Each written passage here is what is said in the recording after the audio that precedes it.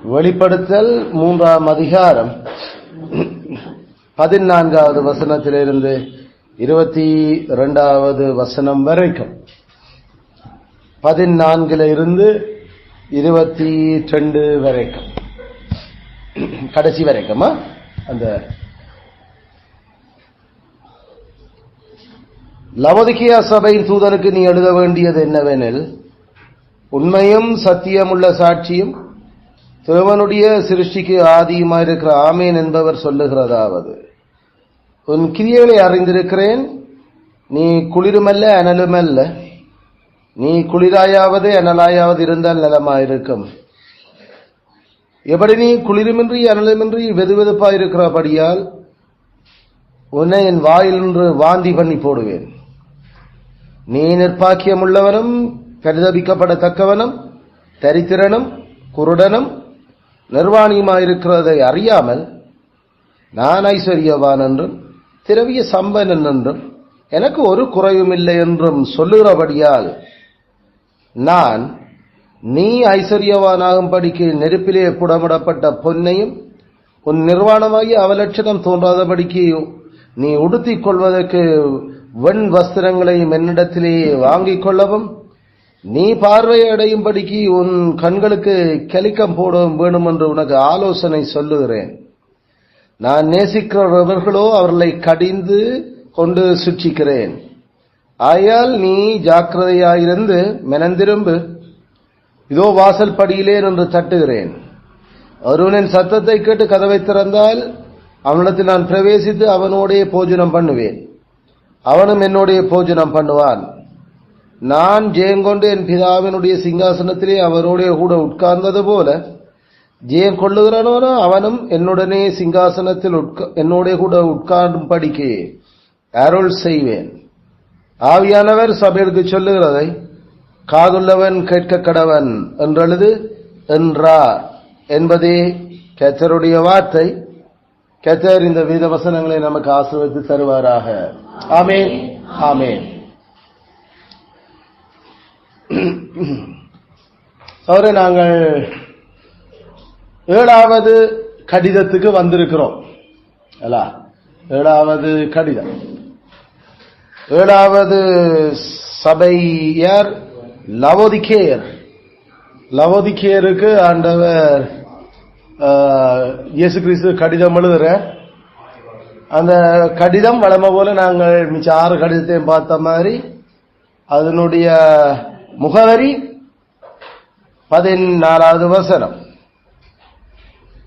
அதனுடைய உடல் 15 இருந்து 20 வரைக்கும், அதனுடைய முடிவுரை 21 22. All right, have you written down? So நாங்கள் இது எழுதிட்டோம் இல்ல?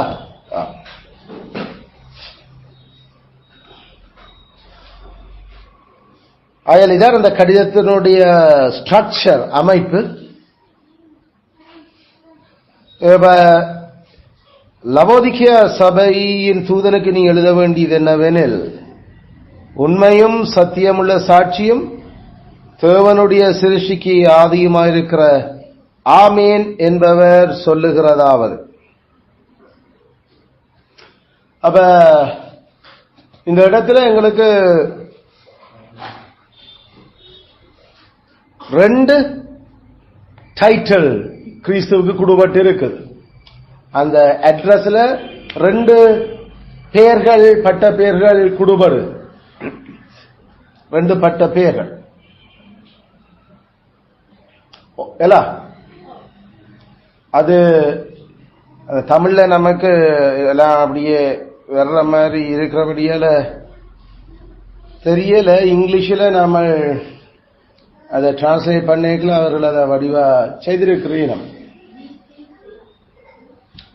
வாசி. Unto the angel of the church of the Laodicea, right, these things says the Amen, the faithful and true witness, the beginning of the creation of God. அப்ப இத ஆமேன் என்றவர் சொல்லுறன் சத்தியமுள்ள சாட்சி. அதான்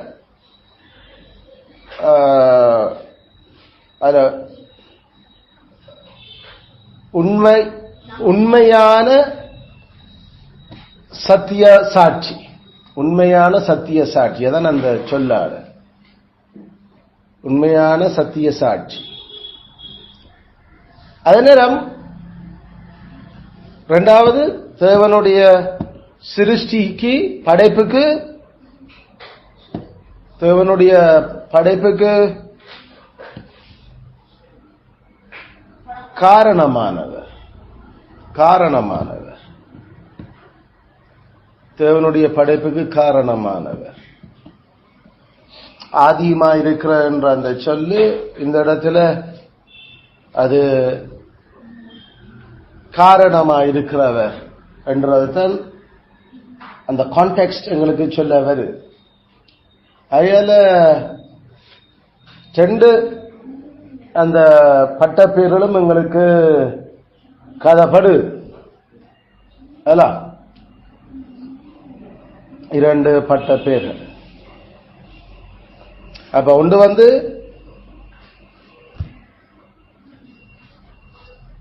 உண்மையான சத்திய சாட்சி ஆமேன். இரண்டாவது தேவனுடைய படைப்பு கடவுளுடைய படைப்புக்கு காரணம் சொல்லுகிறதாவது. இதான் அதனுடைய அந்த ரெண்டு டைட்டில்.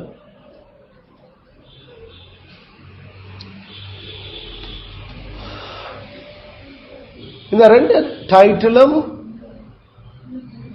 ஏசாயா 65 அதிகாரம் 15-16 வசனத்திலிருந்து எடுபட்டிருக்குது. ஆல்ரைட். ஏசாயா 65 15-16 குறிப்பாக நாங்கள் அங்கிருந்தால் இந்த டைட்டிலை பார்க்கிறோம். அயல இது புதிய உடன்படிக்கைக்கு இப்பதான் ஃபர்ஸ்டா சொல்ற விஷயமே இல்ல. வாசியா பாலா ஏசாயா 65 15-16.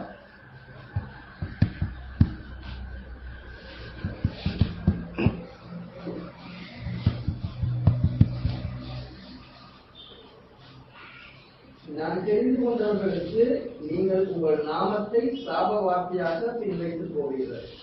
கர்த்தராகிய ஆண்டவர் உங்களை கொண்டு போட்டு தம்முடைய ஊழியக்காரருக்கு உங்களை நாமத்தை தெரிவிப்பார். அதனாலே பூமியிலே தன்னை ஆசீர்வதிக்கிறவன் சத்திய தேவனுக்குள் தன்னை ஆசீர்வதிப்பார். பூமியிலே ஆணையிடுகிறவன் சத்திய தேவன் பேரில் ஆணையிடுவார். முன்பினர் இருக்கங்கள் மறக்கப்பட்டு அவைகள் கண்களுக்கு மறைந்து போயின.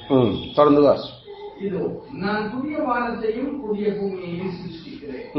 முந்தினவைகள் இனி இணைக்கப்படுவதில்லை, மனதிலே தோன்றுவதில்லை. சோ இந்த வசனம் தான் குறிப்பாக இங்க கதப்படுது. பைபிளிலே ஆமேன் என்ற அந்த சொல்லு ரெண்டு இடத்துல பேர் சொல்லாக பயன்படுத்தப்பட்டிருக்குது. பெயராக அது ஒரு ஆளுடைய பெயராக. ஒன்று ஏசாயா 65:16, இரண்டாவது நாம இங்க வாசிக்கிற மாதிரி வெளிப்படுத்தல் 3:14 ஆமேன் பேரில் ஆணையிடுவேன். ஆமேன் பேரில் ஆணையிடுவேன். ஆமேன் என்கிறவர் சொல்லுற. அப்ப ஏசாயா 65:16 அத வாசிங்க. அதனாலே பூமியிலே தன்னை ஆசீர்வதிக்கிறவன் சத்திய தேவனுக்குள் தன்னை ஆசீர்வதிப்பார். ஆல்ரைட். அந்த இடத்துல சத்திய தேவனுக்குள் என்று வருதல்ல. அதுல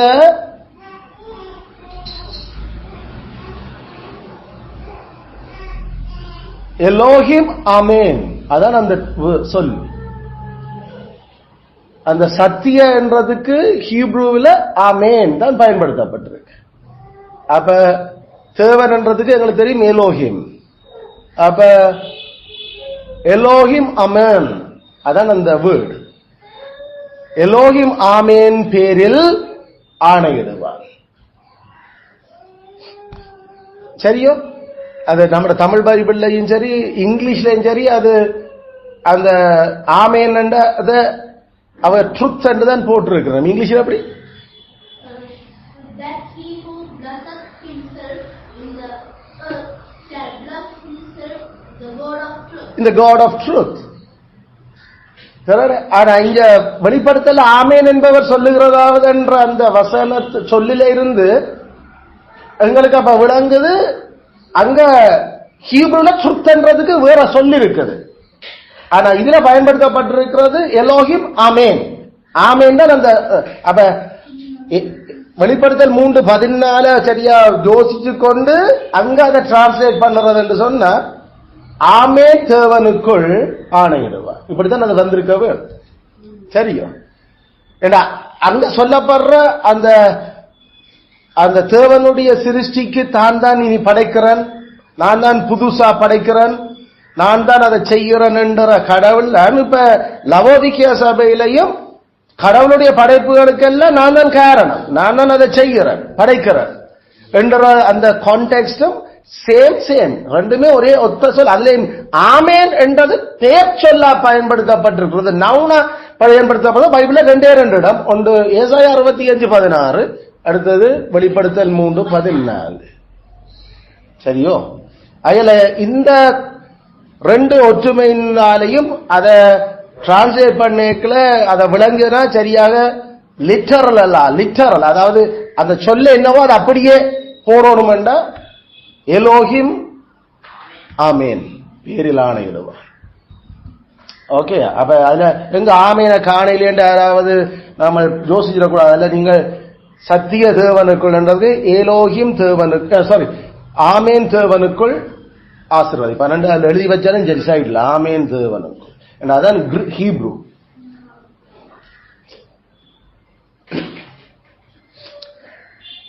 அப்ப ஏசாயா 65ல நாம பார்த்தோம்னு சொன்னா இந்த கான்டெக்ஸ்ட் புதிய வானம் புதிய பூமியை படைக்கிற ஒரு கான்டெக்ஸ்ட். அப்ப அது மெசியா புது படைப்பை செய்யறதை பற்றி ஏசாயனூடாக அறிவிக்கப்பட்ட தீர்க்க தரிசனம். இது எங்களுக்கு ஏசாயாவிலும் கூட சொல்லப்படுது. ஏசாயா 43, 44, 45 அதிகாரங்கள் எல்லாம் இதோ நான் புதிய காரியத்தை செய்கிறேன், இதோ நான் புதுசாக நான் படைக்கிறேன், இதோ நான் பழசுகள் எல்லாம் இல்லாம போகும் மறைக்கப்படும் என்ற அந்த சொல்லாடல் எல்லாம் ஏசாயா 43, 4, 5, 6 நாங்கள் வாசிக்கிறோம். அதுவும் அந்த பொய் தெய்வங்கள் போலி தெய்வங்களுக்கு எதிராக ஆண்டவர் அதை சேலஞ்ச் பண்ண கதைக்கிற சொல்லாடல். அதுவும் பைபிள்ல கடவுள் தான் உயிரோடு இருக்கிற உண்மையான ஒரே கடவுள் என்றதுக்கு திருப்பி அவர் சேலஞ்ச் பண்றதுக்கு பயன்படுத்துறது படைப்பு சத்தியத்தை தான். படைப்பு சத்தியத்தை தான் அவர் வேற யார் என்ன விட யார் படைக்கல, யார்ட்ட படைச்சவன் வானத்தையும் பூமியின் சமுத்திரத்தையும், அதனால நான் உண்மையா உயிரோடு இருக்கிற கடவுள். மற்றதெல்லாம் சும்மா போலி அல்லது மனுஷற்ற கற்பனையில் எழும்பின தெய்வங்கள். நான் தான் தொடக்கத்திலையும் இருக்கிறேன், நான் தான் முடிவாயும் இருக்க போறேன். எனக்கு பக்கத்துல ஒருத்தனுமே படை கேட்கலையும் இல்லை, இப்பயும் இல்லை. நான் தான் வானத்தையும் பூமியையும் படைச்ச வேற எவராவது இருக்குதான்னு கேட்டு சொல்ல. எனக்கு ஆண்டவர்கிட்ட சேலஞ்சிங்க தான் தான் the true only living God என்றதுக்கான the first and best proof, முதலாவதும் பிரமாணமான நிரூபண ஆதாரம் வானம் பூமிய படைச்ச. அதனால அந்த அவர் அந்த படைப்பை அவர் இப்ப திருப்பி இந்த ஏசாயாவில் கதை கேட்கல. 65ஆம் அதிகாரத்திலேயோ அல்லது 43, 44 புது படைப்பை நான் செய்வேன், இந்த வானமும் இந்த பூமியும் ஒளியும் நான் திருப்பி படைப்பேன். அப்ப அதுகளெல்லாம் அந்த பொய் மதங்களுக்கு எதிராக கதை அவர் அரகுவல் விட்டு தன்னை நிரூபிச்சு கொண்டிருக்கிற விஷயம் பொய் சமயங்கள், அந்த சமயங்கள்ல தெய்வங்களுக்கு. அப்ப அது யாருடாக அவர் அதை புது படைப்பை செய்கிற? ஏன் பழைய படைப்பும் யாருடாக செய்யப்படுது? ஏசாயா யோவான் 1ஆம் அதிகாரம் 3ஆம் வசனம் அடுத்து வாசியா. யார் வாசியாண்டா கோபி அல்லது சுஜிதன் வாசிக்கணும், ஏற்கனவே வாசிச்சா சொல்றாள். அங்க ஒரு ஆள் சுபோ இன்னைக்கு சுபோ கொஞ்சம் பின்னுக்கு இருக்கிறதுக்கு என்ன கேட்டிருக்கான், அவன் டாய்லெட் இருக்கிறது. சகலமும் அவர் மூலமாய் உண்டாயிற்று, சகலமும் அவர் மூலமாய் படைக்கப்பட்ட படைப்பை போட்டு அந்த சொல்ல வாசிங்க. சகலமும் அவர் மூலமாய் உண்டாயிற்று. படைப்பை போட்டு வாசிக்கிறார். படைப்பண்ட சொல்ல பிரதியீடு. சகலமும் அவர் படைப்பு அவர் சகலதும் அவர் மூலமாய் படைக்கப்பட்டது. இரண்டாவது படைக்கப்பட்டதொன்றும் அவராலே இல்லாமல் படைக்கப்படவில்லை. உண்டாக்கப்படுற கிரியேட்டட் அல்லது மேட், அதுக்கு படைப்பு சொல்ல போட்டு சொல்ல படைக்கப்பட்டதொன்றும் அவராலே அல்லாமல் படைக்கப்படவில்லை. ஆரால? கிறிஸ்துவால.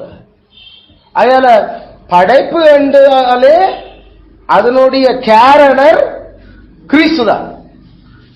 படைப்பினுடைய மத்தியஸ்தர் கிறிஸ்துவ என்ன அர்த்தம்? மத்தியஸ்தர். படைப்பு மத்தியஸ்தர் உடன் செய்யப்பட்டது. சரியோ? கிறிஸ்து இல்லாம படைப்பு இல்லை. ஏன்னா படைக்கப்பட்டது எல்லாம் யாருக்காக படைக்கப்பட்டது? கிறிஸ்துவுக்காக தான் படைக்கப்பட்டது. அவற்ற குமாரனுக்காக அல்ல. படைச்சது யாரப்ப? பிதா குமாரன் பரிசுத்தாவி யாகிய ஒரே கடவுள் படைச்சவர். ஒரே கடவுள் படைச்சவர். அவர் யார கொண்டு படைச்சவர்? யாருக்காக படைச்சவர்? யாரார படைச்சவர்? கிறிஸ்துவுக்காக. கிறிஸ்துவ கொண்டு அல்ல. கிறிஸ்து யாரு? கடவுள். கடவுளன் கிறிஸ்து. அதாவது யாரு மனுஷரை மீட்கிறதுக்காக மாம்சமானவர்? கடவுள். மாம்சமானவர் யாரு? கடவுள். கடவுள் மாம்சமான, வார்த்தை மாம்சமானது. The word incarnated. அதான் அந்த சொல்லு. இன்கார்னேஷன், இன்கார்னேட், காணல் என்ற அந்த சொல்லு. காணல், காணல், CARANL, காணல் என்று நாம சொல்றது மாம்சம். மாம்சம், மாம்சம், காணல் என்ற அந்த வேர்டு, அது ஒரு லட்டின் வேர்டு. அதான் இங்கிலீஷ்லயும் காணல். எங்களுக்கு 1 கொரிந்தியர் 2ஆம் அதிகாரத்துல மாம்ச மனுஷன், ஜென்ம சுபாவ மனுஷன் என்று கதை கேட்கல, காணல் மேன் என்றுதான் சொல்லுறோம். அதாவது செத்தமும் சதையும் இருக்கிற அந்த உடலை கொண்ட மனுஷன். கடவுள் மாம்சமான கடவுள் யாரு? ஆவியானவர். ஆவி மாம்சமானது. அந்த ஆவி யாரா இருந்தது? அது வார்த்தையா இருந்தது, லோகோஸ். வார்த்தையானவர் யாரு? அவருக்கு நாங்கள் சொல்றோம் பேர் இயேசு அல்லது ஜெகோவா. ஜெகோவாதான் அந்த இயேசு. அவர்தான் வார்த்தையாயும் இருந்தவர். அந்த வார்த்தை ஆவியா இருந்தது. என்னுடைய வார்த்தை ஆவியாயும் உயிராயும் இருக்குது. அந்த வார்த்தை இப்ப செத்தமும் சதையும் ஆக மாறினது. இதுவும் அவதாரமும் வித்தியாசம். கிறிஸ்து அவதாரமாக இல்லை ஒரு நாளும். அவதாரம் என்ற சொல்லு ஒரு பிழையான சொல்லு வேதத்துக்கு விளங்குதோ? அவதாரம் என்ற அந்த சொல்லு தமிழ் சொல்லு பைபிள்ல மாம்சமானதுக்கான ஒத்தத்து சொல்லு இல்லை. அதனால அது ஒரு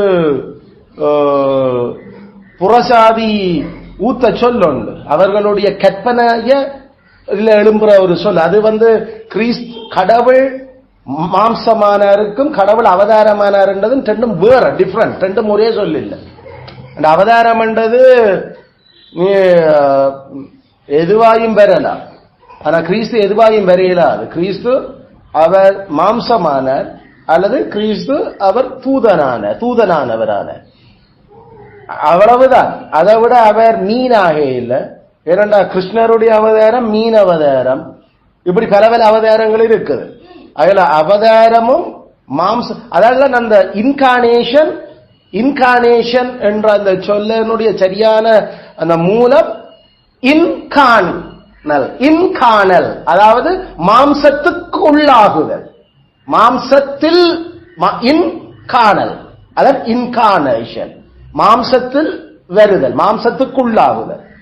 அப்ப எது மாம்சத்துக்குள்ளாகுதல்? வார்த்தை மாம்சத்துக்குள்ள. அப்ப சரியான சொல்லு நம்ம தமிழ்ல அவங்க அந்த டிரான்ஸ்லேஷன்ல அவதாரத்தை பயன்படுத்தவே இல்லை. அந்த சொல்லு அது கடவுள் மாம்சமானதுக்கு பொருந்தார். அயல சரியாக அதை கவனிக்கணும். இயேசு அவதாரம் எடுத்தார், இயேசு நம்ம அவதாரம் எடுக்கிற இயேசு மாம்சமானதுக்கும் நீங்க சொல்ற அவதாரமும் வித்தியாசம். அவதாரம்ன்றதுக்கு டிஃபைன், அவதாரம் என்ன அர்த்தத்தை சொல்லு, உங்களுக்கு அதுக்கு கன விஷயம் இருக்கு. ஆனா பைபிள்ல கடவுள் மாம்சமானது மட்டும்தான்.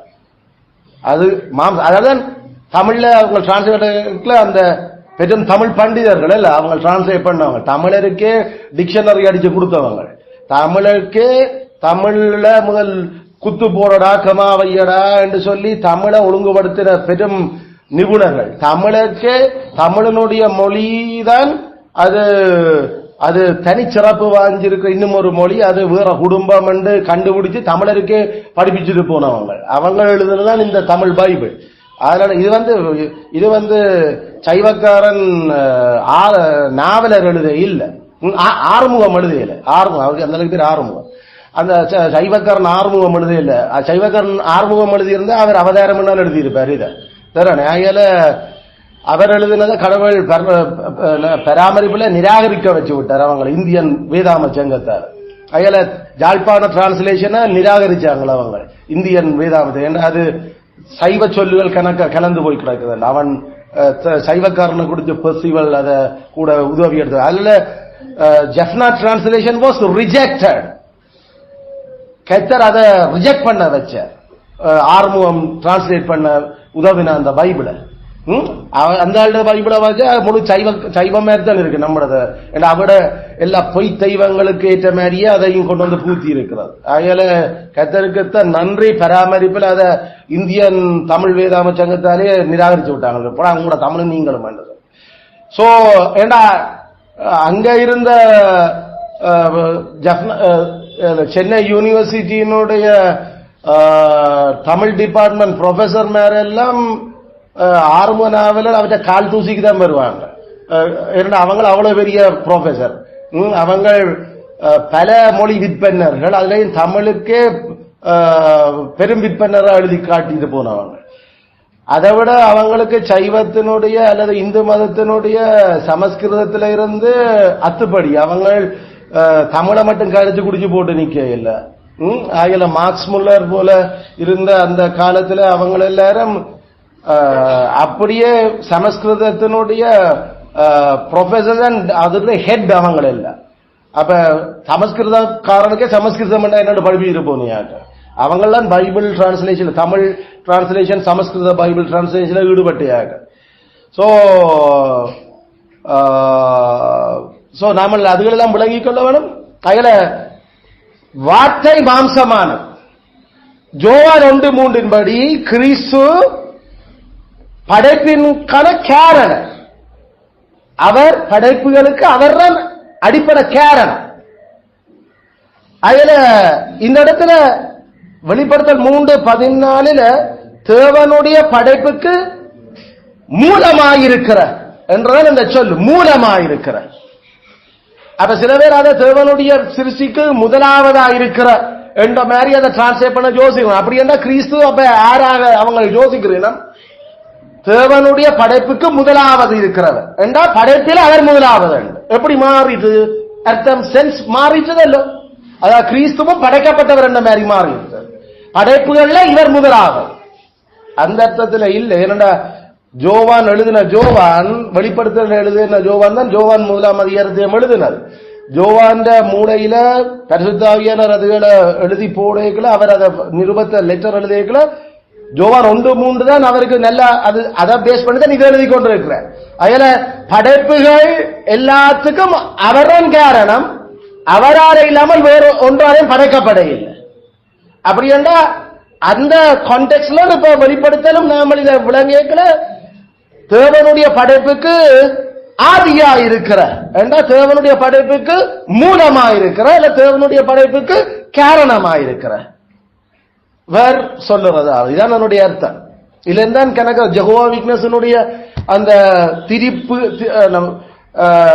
திரிவுகள் எல்லாம் இந்த சொல்லினுடைய கான்டெக்ஸ்ட், பைபிளினுடைய ஜோவானுடைய அந்த கான்டெக்ஸ்ட் அல்லது ஒட்டுமொத்த பரிசுத்த தீர்க்கதரிசிகளுடைய கான்டெக்ஸ்ட் விளங்காம பேசிக்கா மொழியே விளங்காத லூசு பயல்கள் சொல்லுறது. அதாவது ஜெகோவா விட்னஸ் அடிப்படையில் பைத்தியங்கள் இல்ல, மூலகுரஞ்சையாக்கள். மேபி அவளுக்கு ஒவ்வொரு துறையில கடவுள் கொடுத்திருக்கிற சில வரங்கள் இருக்கல. ஏன்னா கடவுள் சைவக்காரனுக்கு மருந்த கொடுக்கிறாரு. அதனால நாங்கள் அவன் டாக்டரா இருக்கலாம், என்ஜினியரா இருக்கலாம். அவர் என்ஜினியரா இருந்தபடியா மூளை இருக்கின்ற அர்த்தம் இல்லை. அவர் டாக்டரா இருக்கிறார் என்றபடியால மூளை இருக்கின்ற அர்த்தம் இல்லை. நாங்கள் மூளை இருக்கின்ற அர்த்தத்தை என்னத்தை சொல்லுறோம்? தன்னை படைச்ச கடவுள் யாருன்றத தெரிகிறத பற்றி கதைக்கிறோம். அது தெரியாத எவனுக்கும் பேசிக்கா மூளை இல்லை. ஏண்டா எவ்வளவு தெரிஞ்சும் இந்த உலகத்தை பற்றி, உலகத்தை படைச்சவரையும் தன்னை படைச்சவரையும் ஏன் தன்னை படைச்சிருக்கிற பற்றி தெரியாம இருக்கிறவன் அந்த நீந்த தெரியாத படகுல போன டிராவலர் மாதிரி என்ன கண்டது கடைசி. அதனால அவளுக்கு வாழ தெரியாது.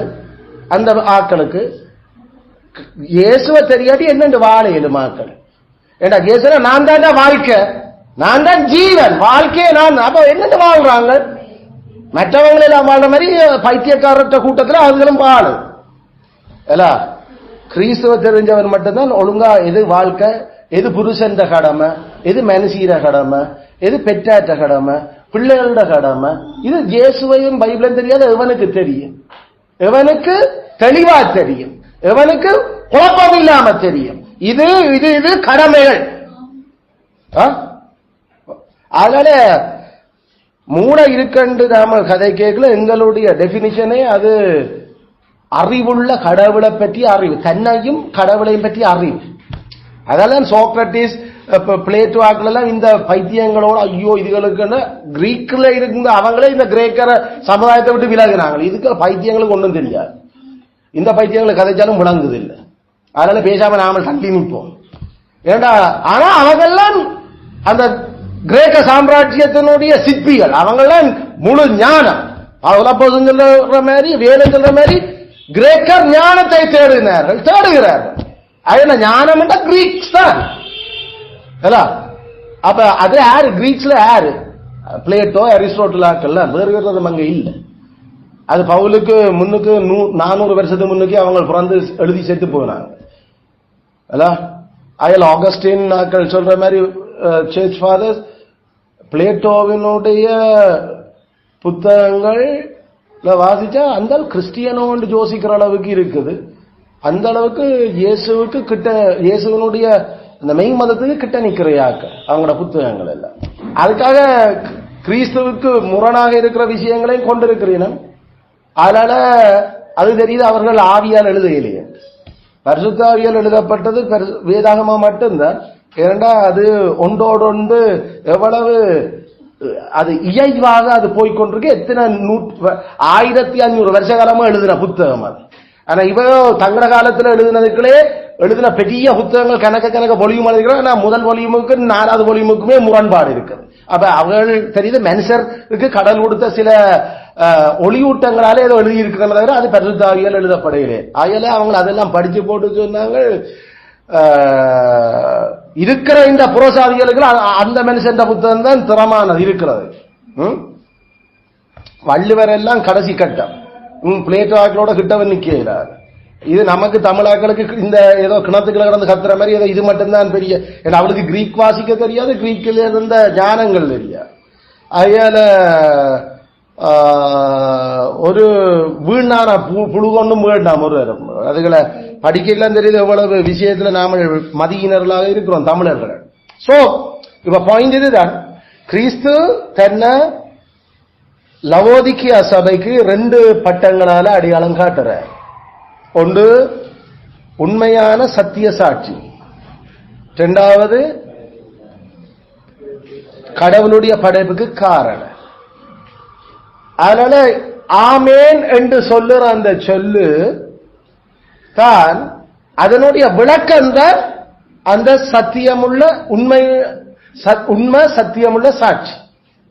ஆமேன் என்ற என்ன அர்த்தம்? அது எங்களுக்கு தெரியும், கிரீக்ல அது லோ சட்டங்கள்ல குறிப்பாக ஆணையிடுறதுக்கு பயன்படுத்துற ஒரு சொல். உண்மை சத்தியம் என்ற ஆணையிடுறதுக்கு ஆமேன் என்றா சரி என்றா நான் ஆணையிடுகிறேன் அல்லது நான் அத ஓமண்டு ஒத்துக்கொள்ளுகிறேன். அப்ப இது என்ன இப்ப நடக்குது இந்த விஷயங்கள்ல? ஆமேன் என்றது அது ஆணையிடுறது அந்த சொல்லாக இருக்குமெண்டா என்ன தவிர என்ன இல்லாம வேற யாரையா சத்தியத்துக்கு உண்மையா சாட்சி கொடுக்கலும்? நான் தான் சத்தியத்துக்கே உண்மையா சாட்சி கொடுக்கிறேன். ஏன்னா சத்தியம் என்றாலே நான் தான். கிறிஸ்து சொன்னார், லவோதிக்கேயா சபை, நீ நினைக்காத நான் உன்னை பற்றி கொடுக்க போற சாட்சி உங்களோட ரகசியமான விஷயங்கள் கூட ஏதோ நான் உண்மை இல்லாம சாட்சி கொடுத்து கொண்டு இருக்கிறேன். உங்களை பற்றி அக்குவர அணிவர நல்லா விளங்கி உங்களோட நிலைமைக்கான அந்த உண்மை அந்த சத்தியத்துக்கு நான் உண்மையா இப்ப சாட்சி கொடுக்கிறேன். உங்களோட நிலைமை என்னன்றதை நான் சொல்லிக் கொண்டிருக்கிறேன். அதுல என்னுடைய சாட்சிய நிராகரிச்சீங்கன்னா இதுக்கு வேற நீ அடைக்கலம் போறது வேற சாட்சியே இல்லை. ஏண்டா சத்தியங்களுக்கு உண்மையான சாட்சி நான் தான். அதுல கிறிஸ்து இந்த இடத்துல இப்ப உண்மையும் சத்தியம் உள்ள சாட்சியாக அவர் லவோதிக்கேயாவுக்கு மாறேக்கல்ல ஒரு கோர்ட் கேஸோட நேரடியா சம்பந்தப்படுற ஒரு உரையாடல கதைக்க தொடங்குறார். அப்படின்னா தீர்ப்பு அதுவும் சீரியஸான வேர்டிக்ட், அதாவது தீர்ப்பு கொடுக்க போற. அதுல லவோதிக்கேயா சபை சரியான ஒரு இருக்கிற 7 சபையிலையும் பட்டு பயங்கரமான பிரச்சனையான கடைசி கட்டத்தில் இருக்கிற ஒரு சர்ச். அதுதான் கிறிஸ்து அதை பற்றி மத்தியாக்கள் சொல்றதெல்லாம் இருக்கட்டும், நான் என்ன சொல்றேன் அதுவும் உண்மை உள்ள சாட்சி. நான் என்ன சொல்றேன் என்று கவனிச்சுக்கொள். என்னுடைய சாட்சி அது தோற்றத்தின் படி அல்ல, அது எல்லா சத்தியத்தின் படிதான் இருக்கு. மற்றவன் வேணும்னா உன்னை பார்க்கிறத வச்சு தீர்ப்பு சொல்லலாம். நான் பார்க்கிற பார்வையே வித்தியாசம். நான் இதயங்களை எல்லாம் ஆராய்ஞ்சு அறிஞ்சிருக்கிற கடவுள். எந்த கையிலான் உங்களோட நீயும் இருக்கிற இன்னும் 7 சபையில இருக்கிற தூதர்ல நீயும் எந்த கையில உன்னை ஏற்படுத்தினது நான் தான். உன்ன நிலைமை என்னன்னு எனக்கு வடிவா தெரியுது. அதுல உன்னை பற்றி நான் தான் சாட்சி சொல்றேன். எந்த சாட்சியே நீ ஏற்றுக்கொள்ளாட்டி இனி என்ன சாட்சி யாரு சொன்ன ஏற்றுக்கொள்ளுவேன். ஆயால கவனமா நீ கடைசி கட்ட நிலையில இருக்கிற கவனிச்சு, இல்லாட்டி வாந்தி பண்ணுவன், இதோட துப்பிடுவன். அதான் அந்த துப்பிடுவன், ஐ வில் ஸ்பியூ யூ, துப்புறது. அப்ப துப்புறன்ற கதை வரைக்குள்ள நாம என்னத்தை துப்புவோம்? சளிய துப்புவோம், சத்திய கக்கி துப்புவோம், இல்ல அடியண்டத்தை துப்புறது. அப்ப இருந்த 7 சபைக்குள்ள இந்த சபை சரியான அரியண்டம் பிடிச்ச சபையா போச்சு. லவோதிக்கேயா அரியண்ட பிடிச்ச சபை, அரியண்டம். கடவுளால இன்னும் இனிமேல் அதை துப்புற தவிர வேற வழி இல்லை. அவர் உன்னை எறிந்து விடுவேன் என்றதெல்லாம் வேற கதை. உன்னை கக்கிடுவேன், உன்னை துப்பிடுவேன் நான். அது அந்த இல்ல, அது நாம துப்பினா அப்புறம் மண்ணால மூடுறது, அது ஏதோ ஒன்று செய்யல. அந்த அளவுக்கு அது ஒரு நாட்டம். லவோதிக்கேயா கிறிஸ்துவுக்கு முன்னால அந்த தூதன் ஒரு நாட்டம் பிடிச்சியால மாறி இருக்கிற. அதுல இந்த கடவுளால அழைக்கப்பட்ட சபை கொடுக்கப்பட்ட மனுஷன், அந்த சபையில இருந்தவங்க அப்படி கடவுளால அழைக்கப்பட்டையாக்க அங்க ரட்சிக்கப்படாம அவங்க வேற இல்ல, ரட்சிக்கப்பட்டையாக்கள். அதுல ரட்சிக்கப்பட்டையாக்கள் கடவுளால துப்பப்படுற அளவுக்கு கவிதையில போற ஒரு சூழ்நிலையை வேதங்களுக்கு காட்ட தொடங்குது. அதுல ஏன் அப்படி இல்லாம வருது? என்ன அதுல பிரச்சனை இருந்தது? ஏன் அரியண்டம் பிடிச்சாக்கலாம் மாறினம்? உண்மையில கிறிஸ்து கதைக்கிற அந்த நீ அனலும் இல்ல குளிரும் இல்ல, அனல் குளிர், அதாவது அனலும் குளிரும் சூடும் குளிரும். இந்த சொல்லாடல் பைபிள்ல எங்க நாம வேற பார்க்கிறோம்?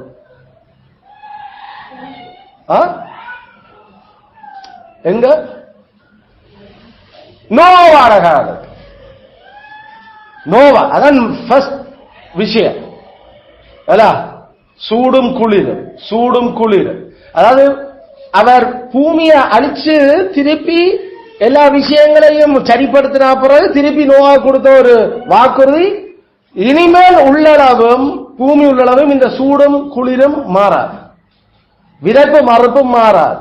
அதாவது படைப்பு சட்டங்கள் மாற மாட்டாது என்ற அந்த கான்டெக்ஸ்டில் இருந்துதான் இந்த சொல்லாடலும் வருவது. நீ குளிரும் இல்லை அனலும். அப்ப சீசனுக்கு ஏற்ற மாதிரி நான் வச்ச அந்த சட்டங்களுக்கு ஏற்ற மாதிரி நீ வேலை செய்திருக்க வேணும். நீ குளிர்காலத்துல குளிர் கொடுக்கிறாய் இல்ல, சூடு காலத்துல சூடா இருக்கிறாய் இல்ல. அப்ப என்னுடைய படைப்பு கிரியைகளுக்கான விதியையே நீ நாத்தம் நாளை போக பண்ணுற. அதெல்லாம் அவர் சொன்னார், தேவனுடைய படைப்புகளுக்கு நான் தான் காரணம். அப்ப இது அந்த படைப்பு, புது படைப்பு. உண்மையில கிறிஸ்து புது படைப்பை அவர் ஆரம்பிச்சவர் எப்ப? அவர் ஏற்கனவே இந்த பூமியை புதுசாக்குறதுக்கு தொடங்கிட்டார். எப்ப சாப அவர் வெண்டாரோ அண்டையில இருந்து புது படைப்பினுடைய கிரியைகள் தொடங்கிட்டது. ஏண்டா மரணம் சாபம் தானே படைப்ப, அதுவும் கடவுளால கொடுப்பட்ட தண்டனை. அதுதான் அவர் படைச்ச பூமிய பாவத்துக்கான தண்டனை. அப்ப பாவத்தை அவர் எப்ப உடைச்சாரோ அதுல இருந்து சாபமுடைய தொடங்குது, அதுல இருந்து மரணமுடைய தொடங்குது. ஆனா அதுல இன்னும் அந்த புது படைப்பு இப்ப அது ஆரம்பிக்கப்பட்டாச்சு. ஆனா அது அது செலிப்ரேஷன், அது கொண்டாடப்படுறதை நோக்கி நகர்ந்து கொண்டிருக்கு. இந்த பூமி தான் சுத்தமாக்கப்படும்.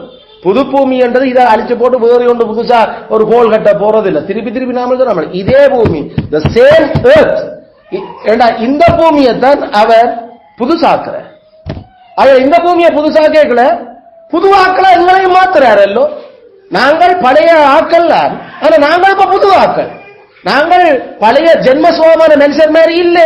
எங்களுக்குள்ள பழைய சுபாவங்களுடைய அந்த பாவம் இன்னும் கொஞ்சம் இருந்தாலும் நாங்கள் பழைய ஆக்கள் மாதிரி இல்லை. அதாவது நாங்கள் ஜென்மசுவமான ஆக்கள் மாதிரி இல்லை.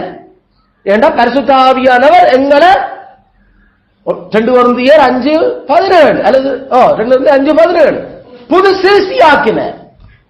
எங்கடா கடவுள் புது படைப்பு ஆக்கிட்டாருண்டா, புது படைப்பு இனி வர போற விஷயம் இல்ல, அது ஆரம்பிக்கப்பட்ட விஷயம். புது படைப்பு தொடங்கிட்டது. அது ஆபேலோட தொடங்கின விஷயம், விசுவாசிகளோட தொடங்கின விஷயம். முதல் விசுவாசி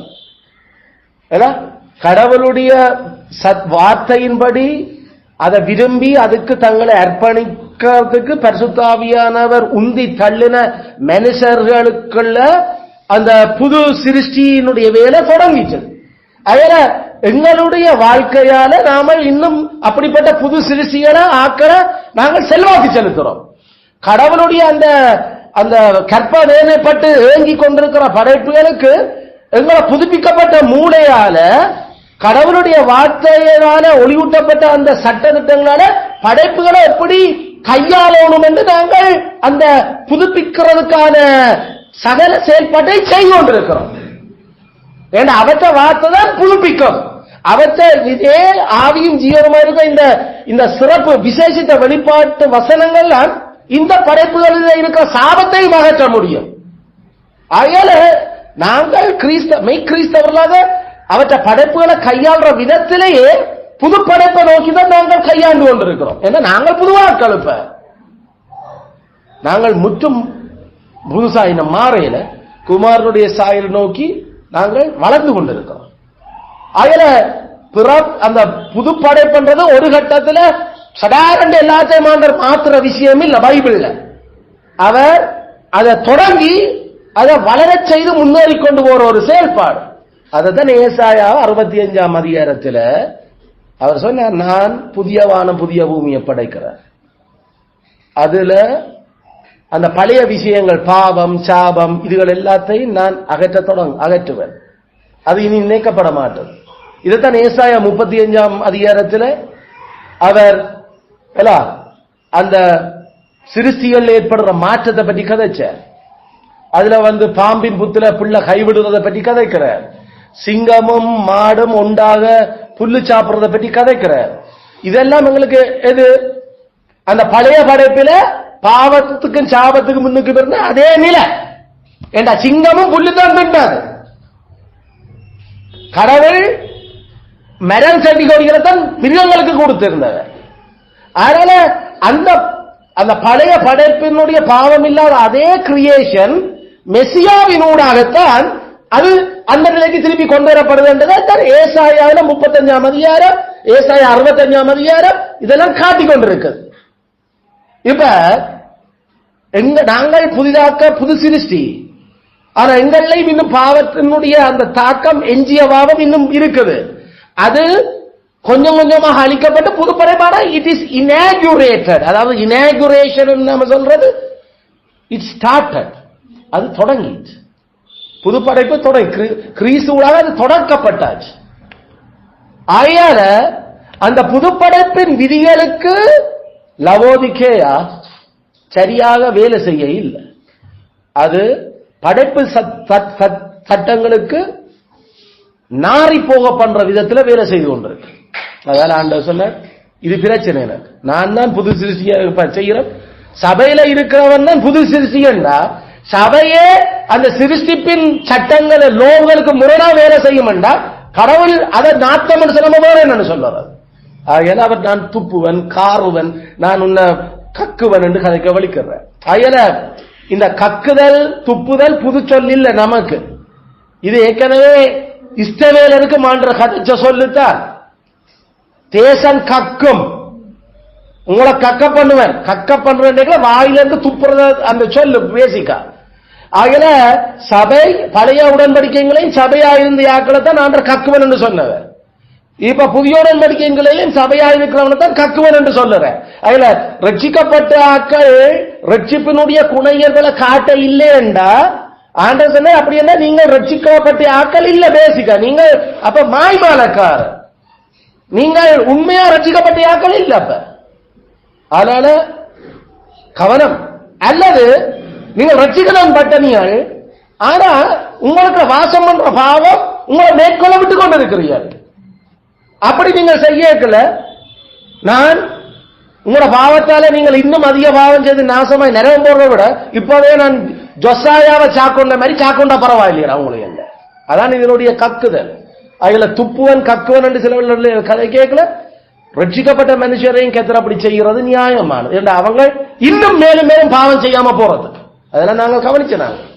அதுல பயமுறுத்தேக்கல உன்னை கக்குவன் தேக்கல. நாம வாக்குறுதி என்ன எங்களுக்கு, 70 வயசு வரைக்கும் நீ வாழுவ இந்த பூமியில, 70 மிஞ்சினா 80. ஆனா நீ 45ல சாகுறா கட்டாயம் அது வாக்கு தத்துவத்தோட முரணா போகுது. வாக்கு தத்துவத்துக்கு முரணா போகண்டா இங்க கடவுள் விளையா நாமல் விளையோ, நாமெல்லாம் விட. அப்ப ஏன் ரட்சிக்கப்பட்ட நான் ஏன் அப்படி 45 வயசுல சாகுறேன்? அப்படி என்றா கடவுள் என்ற பாவத்துக்காக என்ன தண்டிக்கிற. அப்ப என்ன இன்னும் விட்டாரண்டா நான் நிச்சயமாக நான் நிறைய போயிடுவேன். அதனால கடவுள் என்ன இப்பவே தண்டிச்சு அந்த ரட்சிப்போருக்கு என்ன கொண்டு போறதுக்கு அவர் முடிவு பண்ணல. இதைத்தான் பல சந்தர்ப்பத்தில் கத்தர் செய்யற. அதனால ரட்சிக்கப்பட்ட ஆட்களுக்கு அது ஒரு எச்சரிப்பு. ஏண்டா தாவீதே மன்றாடினான், என்ன பாதி வயதில் எடுத்துக்கொள்ளாதையும். பாதி வயதில் எடுக்கப்படுறது பரிசுத்தவான்களுக்கான த்ரெட்னிங், பரிசுத்தவான்களுக்கான அச்சுறுத்தல். ஏண்டா பரிசுத்தவான் என்றா கர்த்தருடைய வாக்குறுதிகளை அனுபவிச்சு முதிர் வயதுல சாவோம். அதுல நீ நடு வயசுல சாகுற பாதி வயதுல. அப்ப கர்த்தர் ரட்சிக்கப்பட்டியாக்களையும் சாக்கொள்ளுவார். ஏனென்றா இதுக்கு மிஞ்சி போனா அது நிறைய போயிடும் மினிமேல். ஆனா உலகத்துல அது என்னவா இருக்கும், அவமானமா இருக்கும் மக்களுக்கு. அந்த யார் கர்த்தர் அவரை கண்டிச்சிருக்கிறார், அடிச்சு போட்டார். கர்த்தர் அவரை எடுத்துக்கொண்டார் பாதி வயசுல. ஓ அவற்ற பாவங்கள் பிரச்சனையா இருக்கிறபடியே கர்த்தர் முடிவு பண்ணிட்டார். அவற்ற பேர் அதுக்கு பிறகு பிரச்சனையான இருக்கு. இதை விட இருந்து ரட்சிக்கப்பட்ட மாதிரி நடிச்சு இன்னும் இருந்து போறதை விட பாதி வயதுல போறது பெட்டர். ஆனாலும் அது ஒரு நல்ல விஷயம் இல்லை. அதுல இங்க லவோதிக்கேயா சபைக்கு கர்த்தர் அத எச்சரிப்புகளை கொடுக்கிறார். ஏன் அந்த எச்சரிப்பு? அவர் நல்ல ஆலோசனை கொடுக்கிறார். அதுல இருந்து தப்புறதுக்கு என்ன செய்யலாம் என்று. அதே நேரம் அவர் ஜெயம் கொள்ளுறவன் மிக பிடிச்சவன். அதுல ஜெயம் கொள்ள முடியும் என்று சொல்ற ஒரு அவிசுவாசியால ஜெயம் கொள்ள ஏறாது. அப்ப லவோதிக்கேயா சபை ஒரு ரட்சிக்கப்படாத சபை இல்ல. ரட்சிக்கப்படாத சபை என்ற ஒரு சபை இல்ல. அப்படி என்றால் அது அடிப்படையில சபையே இல்லை. சபை என்றாலே ரட்சிக்கப்பட்ட யாக்களை கொண்ட கூட்டம், புது சிறுசி அடைஞ்ச யாக்களோட கூட்டம். அதுக்குள்ள இருந்துட்டு பழைய சுபாவம் அல்லது அந்த எஞ்சிய பாவம் சில வழியில வேலை செய்யலாம் ஆக்களுக்கு. அதுக்காக சபையினுடைய அங்கத்தவரே ரட்சிக்கப்படாத ஆக்களாக வேற இயலாது. அது பைபிள் சொல்ற மாதிரி சாத்தான் செபாலயம். அது கள்ளர் கூட்டம், அது கடவுளுடைய வீடு இல்லை. அதுல ஆனா லவோதிக்கேயா சபை அந்த 7 குத்து விளக்கிலேயே உண்டு. லவோதிக்கேயா சபையினுடைய தூதன் கடவுள் இன்னும் தன் கையில வச்சிருக்கிற மூப்பன். அதுல கர்த்தர் அவரோட சபையாக ஒரு அடையாளம் பார்க்கிறார். அவங்க சபை என்றுக்குரிய அந்த டெபினிஷனுக்கு அவர்களை ஆண்டவர் சேர்த்துக் கொண்டார். எப்படி கொருந்து சபையில இருந்த அந்த எஞ்சிய பாவத்தால அவர்கள் இருந்த பெரும் பிணக்கள் அவ்வளவு கடவுள் அறியாத அவிசுவாசிகளுக்குள்ளே சொல்லப்படாத பாவம் எல்லாம் இந்த சபையில செய்கிறீர்கள் நீங்கள். ரெண்டே சபையில இருந்தவன் அவிசுவாசியை விட கேவலமா போயிட்டான் கொருந்து சபையில. ஆனா கொருந்து சபையில வரங்களும் பல பல விஷயங்களும் பல ஞானங்களும் அறிவுகளும் கூடப்பட்டு கொண்டிருந்தது. அதுல அப்பப்ப நமக்குள்ளையும் நாம கிரிக்காசு விளையாட்டு விளையாடுற மாதிரி ஒழுங்கா ஓடுவோம். பிறகு நமக்குள்ள எஞ்சியாவும் கொஞ்சம் வேலை செய்யுது. அலட்சியம் நாமல் விளையாண்டு கத்திருக்கிறதா பாவம். கத்தர் திருப்பி நம்மளை அடிக்கிறது, உடைக்கிறது, இல்ல வினைங்கிறது. பிறகு நாம ஐயோ கடவுளே பேருங்கிற மூலையில் திருப்பி இப்ப இதை பார்த்து இவ ரட்சிக்கப்பட்டது என்றா சொல்லுறது இல்ல. ரட்சிக்கப்பட்ட எங்களுக்குள்ள வாசம் என்ற பாவத்துக்கு நாம கவனமீனமா இருக்கிறோம். எங்களை சுற்றி நெருங்கி நிற்கிற பாவத்துக்கு நாங்கள் கவனமீனமா இருக்கிறோம். அதோட உச்சக்கட்டம் தான் கடவுள் நம்மளை துப்ப தொடங்குறது. அதனால இது ரட்சிக்கப்பட்ட யாக்களுக்கான எச்சரிப்பு. வாக்கு தத்தங்கள் கிறிஸ்துவுக்கு ஆமண்டும் ஆமேன் என்றும் இருக்குது. ஆனா வாக்கு தத்தங்களுக்கான நிபந்தனை அது செய்யப்பட வேண்டும். கடவுளுடைய வழிகளில நடக்கிறவனுக்கு தான் வாக்குறுதி. நீங்கள் புறப்பட்டு போய் சகல ஜாதிகளையும் சீஷராக்கும் பிதாகுமாரன் நாமத்தால் ஞானத்தினால் கொடுத்து நான் உங்களுக்கு கட்டளையிட்ட ஜாதிகளை கை கொள்ளும்படி அவர்களுக்கு போதியுங்கள், உபதேசியுங்கள். உலகத்தின் முடியிருந்து சகல நாட்களும் உங்களோட கூட இருப்பேன். இதுல எது வாக்கு தத்தம், எது நிபந்தனை? What is promise, what is condition? நீங்கள் புறப்பட்டு போய் சகல ஜாதிகளின் சீஷராக்கி பிதாகுமாரன் பரிசுத்தாவினால் அவர்களுக்கு ஞானஸ்நானம் கொடுத்து நான் உங்களுக்கு கற்பித்த ஜாவையும் அவர்கள் கை கொள்ளும்படிக்கு அவர்களுக்கு உபதேசம் பண்ணுங்கள். உலகத்தின் முடிவு சகல நாட்களில் நான் உங்களோட கூட இருப்பேன். வாக்குறுதி என்ன, நிபந்தனை என்ன? உலகத்தின் முடியத்தை சகல நாட்கள் உங்களோட கூட இருப்பேன் என்றதை ஒரு ஆள் வாக்கு தத்தமா தனக்கு எடுக்கணும் என்றா அந்த நிபந்தனை அவர்கள் கர்த்தருக்கு சாட்சிகளா வாழும். கர்த்தருக்கு சாட்சியா வாழ்ந்து மற்றவனை ரட்சிப்புக்கு நேரா நடத்துறதுக்கான சாட்சிகளா இல்லையென்றா கடவுள் நம்மளோட இருக்கிறது இல்லை. கடவுள் சொல்லி வாக்குறுதி உலகத்தின் முடியாத சாதாரண உங்களோட கூட இருப்பேன். அப்ப நிபந்தனை என்ற கேள்வி. Promises never given free, it is by condition. கிறிஸ்துவுக்குள்ளேயும் கிறிஸ்துவ நடக்காத என்ன வாக்குறுதி? கிறிஸ்துவ நாம் என்று மாமின் என்னும் வாக்குறுதி. கிறிஸ்துவே அந்த வாக்குறுதியை தந்துருங்க, நீ தான் சொல்ற மாதிரி நடப்படியா. நீ நடக்காட்டி கிறிஸ்துவ ஆமண்டும் இல்லாம கிறிஸ்துவையும் தெரியும் பவுலையும் தெரியும். நீ ஆற்ற அந்த வாக்குறுதியை கிளைம் பண்றதுக்கு என்ன பேயிங்க விளங்குதோ? வாக்கு தத்தம், வாக்கு தத்தங்கள் நாங்கள் இது கொரோனா காலத்துல இந்த படிச்சிருக்கிறோம். சங்கீதம் 91 பற்றி படிக்கல, நாம அதை கதைச்சிருக்கிறோம். சிங்கத்து மேலும் பிரியமாயும் நடந்து பால சிங்கத்தையும் மல சர்ப்பத்தையும் மீத்து போடுவாய். அவனிடத்தில் வாஞ்சியாக்கிறபடியால் நான் அவனை விடுவிப்பேன். அவனை நாமத்தை அறிந்திருக்கிறபடியால் அவனை உயர்ந்த அடைகிறது வைப்பேன். கடவுள் யாருன்னும் அவர் நம்மிடம் என்னத்தை எதிர்பார்க்கிறார் என்றதையும் அறிஞ்சு அவரால் அறியப்பட்டு நாமல் அவர் நம்மளுக்கு அவரை வடிவா தெரியும். எனக்கு அவரை தெரியும், அவரை நான் அறிஞ்சிருக்கிறேன்டா அவருக்கும் இவருக்கும் இடையில சரியான நெருக்கம். அந்த நெருக்கம் இல்லாதவனும் ஒரு நாளையும் கத்தர் தூக்கி கொண்டு வந்து சட்டைக்குள்ள அடைக்கலம் கொடுக்க இல்லை. கத்தர சட்டைக்குள்ள அடைக்கலமா இருக்கணுமோ, உன்னதமானவருக்கு அடைக்கலமா இருக்கணுமோ, உன்னதமானவர் சொன்ன கண்டிஷன் படி வாழணும். ஆயிரம் உன்னதமானவர் சொன்னபடி கடமைகள்ல நடக்காட்டி உன்னை அவர் தூதர் அனுப்பி காக்க மாட்டார். அவர் பேய் அனுப்பி உன்னை விழுத்தி கொண்டிருப்பார், அல்லது தீய தூதரை அனுப்பி உன்னை அவர் முறிப்பார். ஏன்? நீ அவர் சொன்ன கடமையின் வழியில நடக்க இல்லை. ஆயிரம் கடமையின் வழி, அதான் அந்த வசனம், உன் வழிகளெல்லாம் உன்னை காக்கும்படி தூதர்களுக்கு கட்டளை. எந்த வழி ஆற்ற வழியா இருக்கணும், கத்தற்ற வழியா? எந்த வழி கத்தருக்கு பிரியமா இருந்தா அவர் என்ற எதிரிகளே எனக்கு சமாதானமாக்குறவர். எந்த வழி கத்தருக்கு பிரியம் இல்லாம இருந்தா என்ற நண்பர்களே எனக்கு எதிரியாக்கி போடுறவர்.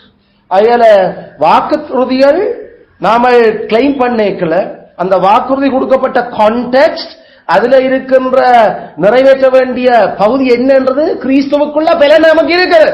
ஆனா அதை செய்யணும். அயல லவோதிக்கியா சபை ரட்சிக்கப்பட்டது, தூதன் மூப்பன் ரட்சிக்கப்பட்ட சபையை கட்டி இருக்கிறார். ஆனா இப்ப அவன் பாவத்துக்கிட்ட கொடுத்து சரியான அந்த சாட்சியினுடைய புது சிருஷ்டிக்குரிய சட்டங்களையே நாரி போக பண்ற மாதிரி வாழ்க்கை வாழ்றாங்க. கஜனர் துப்புவன் உன்ன, அதனால ஒழுங்கா ஏன் நான் துப்போணும்? அவன் சரியான இரக்கமுள்ளவன். நான் உனக்கு ஆலோசனை சொல்றேன் என்ன செய்யணும் என்று. என்னதே கேட்டு பெற்றுக்கொள், நான் தர ரெடி. இப்படி எல்லாம் வருது அடுத்த விஷயம். அதனால படைப்புக்கான காரணமும் ஆமேன் என்ற பேர் சொல்லுக்கான அர்த்தமும் நாங்கள் புது சிருஷ்டியோட சம்பந்தப்பட்டு அந்த புது சிருஷ்டி சபையினூடாக சாட்சியாக முன்னுக்கு போகணும் என்றதான் எங்களுக்கு கதைக்க தொடங்குற. இதுல இருக்கிற பெரோயால இருக்கிற நாங்கள் புது சிருஷ்டி என்றா வீட்டிலையும் வெளியிலையும் அந்த புது சிருஷ்டியினுடைய சட்டங்கள் எங்கள்ல வேலை செய்கிறது காட்டப்பட வேண்டும். புது சிருஷ்டியினுடைய லோ, த நியூ லோ, அது கிறிஸ்துவின் சட்டம். கிறிஸ்துவின் சட்டம் எங்களோட வீட்டிலையும் எங்களோட வேலை செய்கிற இடத்திலையும் வெளியிலையும் காட்டப்படும். அந்த சட்டம் நாரி போக நாம நடக்கிறார். அது குளம், அது அனல், வெயில் காலத்துல வெயிலும் குளிர்காலத்துல குளிரும், சீசனுக்கு சீசன் அந்தந்த கனி கொடுக்கிற மாதிரி இருக்கும். அந்த சீசன் மாறி நாம ஏதாவது வாழ்க்கை வாழ்றோமோ துப்புற நிலைமைக்கு கத்திரங்களை கொண்டு வரோம். ஏன்னா நாம அவற்ற சட்டத்துக்கு சட்டத்தை அவர் லோ ஆஃப் கிராவிட்டிய அவர் படைச்சிருக்கிறார். அதாவது புவியீர்ப்பு சட்டத்தை அவர் படைச்சிருக்கிறார். அதனால எறிகிற பொருள் குறிப்பிட்ட அந்த பரவழி எல்லை வரைக்கும் அது கட்டாயம் திரும்பி வரும்.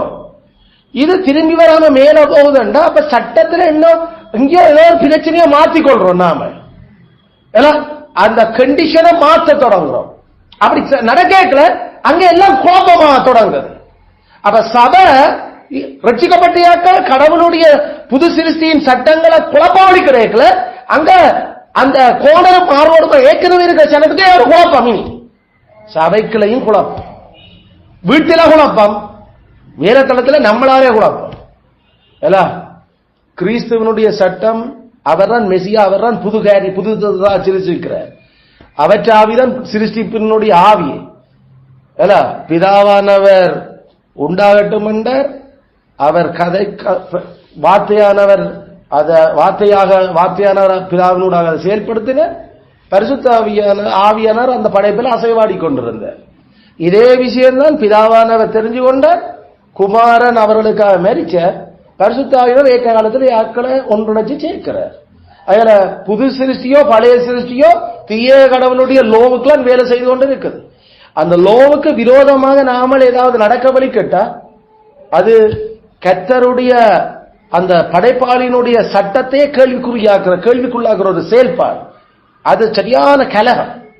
அதனால ஆண்டவர் அதை கொஞ்சமும் அவர் விட்டு வைக்கல. கலகவாதிகள் என்று சொன்ன அவர் கொஞ்சமும் அதை அவர் அதை உயிரோட விடுறே இல்லை. அதான் அந்த பாயிண்ட். தலையை வெட்டி எடுக்கிறவர் கலகவாதி. அதாவது அவர் சாக்கொள்றார். ஆதாம் கர்த்தருக்கு எதிராக கலகம் செய்தார். சொன்ன நீ சாவ, கலகம் செய்தா சாவிய. சீவா கலகம் செய்தார். ஜோவா போனான்னு சொன்ன அந்த புத்தியுள்ளவன் தெக்கோ இல்லை. அந்த புத்தியுள்ளவன் சொல்லு நாங்கள் செய்து முடிக்கிறோம், தலையை வெட்டி போடுவது. சேபாவினுடைய தலையை மதிலுக்கு மேலால தலை வந்துச்சு. கலகம் செய்தார். கத்தட்ட சட்டத்துக்கு எதிராக கலகங்கள் செய்ய கடைசியில கடவுள் சாகடிக்கிறார். அதான் இருக்கிற, அதுவும் தண்ட மக்களை தான் ஒரு முதல் சாகடிக்கிறார். ஏண்டா வெளிப்படுத்தல் புத்தகமே ஒரு கோர்ட் கேஸ் புத்தகம் ஏற்கனவே படிச்சுட்டோம். அந்த கோர்ட் கேஸில் முதல் அந்த விசாரணைக்கு எடுக்கப்பட்ட ஆள் யாரு? 3 பேர் அந்த விசாரணைக்கு வர்றீங்க. ஒன்று சர்ச், 2வது ஜூத அந்த போலிச்சவர், 3வது அரஸ், ரோம் அரஸ். அந்த முதலாவது அழைக்கப்பட்ட குற்றவாளியே சபைதான். குற்றவாளிக்கு எதிராக சாட்சி சொல்லிக் கொண்டிருக்கிறார் உண்மையுள்ள சாட்சி கிறிஸ்து. அயல நியாய தீர்ப்பு அல்லது சாகடித்தல் அல்லது தண்டனை முதல் கடவுளுடைய மக்களுக்கு தான். அயலதான் அவர் அதை தொடங்கி அவர் இப்ப கதை சொல்றார். அதுவும் லவோதிக்கியா அப்படிப்பட்ட ஒரு சீரியஸான பிரச்சனைக்குரியாக, இதை விட சீரியஸா அங்க வேற சபைகள் இதுக்கு சமனான சீரியஸா இருக்க இல்லை. உண்மையில சர்தையோ அல்லது அதுக்கு முன்னுக்கு பெர்கமுவோ அல்லது தியத்தீராவோ பெரிய பாரதூரமான பிரச்சனைகளோட இந்த ஆக்கள். ஆனா லவோதிக்கா போல ஒரு பிரச்சனைக்குரிய ஆக்கள் அதுகளில். ஏண்டா இது கடவுளுடைய சட்டத்தையே மாத்தி மாத்தி பிழைக்க வைக்கிற ஆக்கள் தங்களோட வாழ்க்கைகளால். அதனால அது அந்த விபச்சார ஸ்திரீனுடைய நடைகள் மாறி மாறி விகாரப்படும் என்ற மாதிரி இது மாறி மாறி விகாரப்படுத்தி கொண்டிருக்கிறது சீசன்களை. அதனால சரியான கவனம் வேணும். நாமளும் நம்மளோட வாழ்க்கையில குடும்ப வாழ்க்கையில கொஞ்ச காலம் ஒரு மாதிரி ஒழுங்கா பிறகு இருந்தா போல திருப்பி சில பாவங்கள் வெளிப்பட்டு பைத்தியம் பிறகு குழப்பம் பிறகு அப்படி மாறி மாறி குந்தி குந்தி நாம நடக்க வலிக்கிட்டா பிரச்சனை.